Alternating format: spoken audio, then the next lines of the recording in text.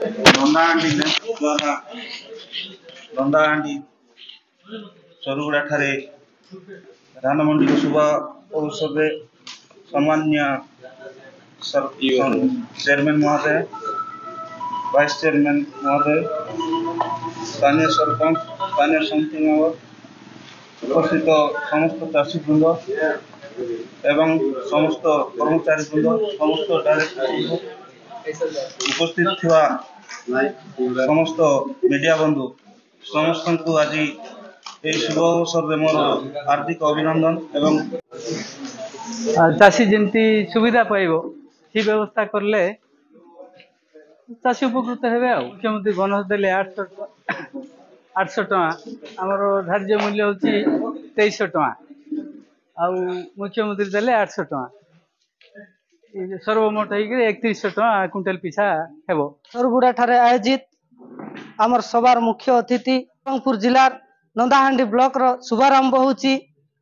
तेणु मु गोटे कथा कहबी आरएमसी अचंती आमर लैंप अचंती एसएचजी वाला अचंती सियाड़े दयाकोरी आमर चाषी मानकर प्रति दृष्टि दियंतु। एमडी महाशय जो लैंप आमर किणुचंती सेमन को मोर अनुरोध रहिबो चाषी मान प्रति पूर्ण सहयोग रुहंतु। चाषी मानकर एफएक्यू मानर धान निर्धारण करी करी ताको मन को सुरखुर रे पटंतु। नंदाहांडी लैंप तरफरु उद्घाटन होगा जाउथवा धान मंडी सभार उपस्थित नौचे। सभार आपण मान बहुत दिन है चाषी धान अमल करी धान बिक्री करबा पई से माने अपेक्षा रे थिले से अपेक्षा घटिछि एवं मंडी उद्घाटन हो जाइछि। हमर चाषी भाई माने किबोली भाव रे सरकार कर निर्देश क्रमे 3100 टंका धानर जो सरकार निर्धारण करचंती बहुत खुशी रचंती चाषी। किंतु धान ठीक समय रे उठिबो एवं धान ठीक समय रे क्रय हेबो तार पई आज लैंप हो किंबा एसएसजी महिला माने हो किंबा विशेष करी हमको एठी असुविधा होची जो मिलर्स भाई माने प्रकृतर कहवा गले से माने ही धान उठाइले हमर उठुची। तेणु कर ए वर्ष तो चाष भी भल होइछि एवं धान मध्य भल अछि कौन सी प्रकार बासन नहीं कौन सी प्रकार धान रे चाष रे कौन सी प्रकार असुविधा है नहीं। तेणु कर आम आशा करूँ निश्चित भाव रे चाषी भाई माने आगामी मंडी रे धान बिक्री कर से माने 2 पैसा लाभवान नहीं से चाष मूल्य पाई पारिबे। 3टा रु 5टा पर्यंत सबु विषय नहीं करी आलोचना हला।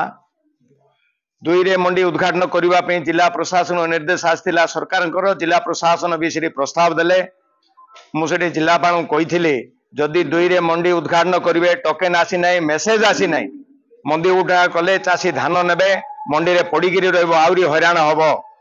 तेणु मेसेज आसू टोकेन आसू आसला सार मंडी उद्घाटन कले भल हम।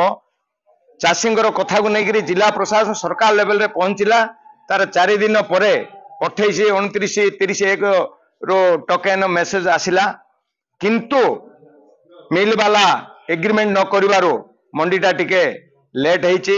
एबे भी मिल वाला एग्रीमेंट करनांती आज फाइनल हबो आज एग्रीमेंट करिवे। तेणु जिला प्रशासन को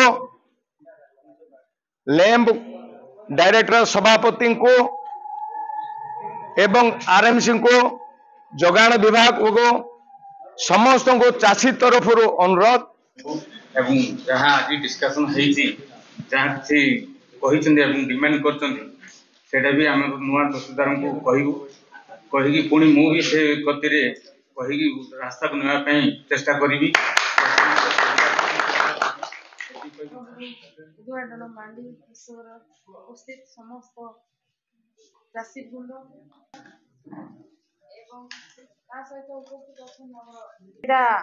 अंत घटी बहुत खुशी लगुच आज